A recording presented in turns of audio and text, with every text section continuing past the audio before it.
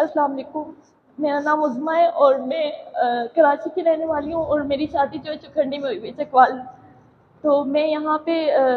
ناراض ہو کے کراچی چلی گئی تھی، تو میرے ہسبینڈ مجھے نا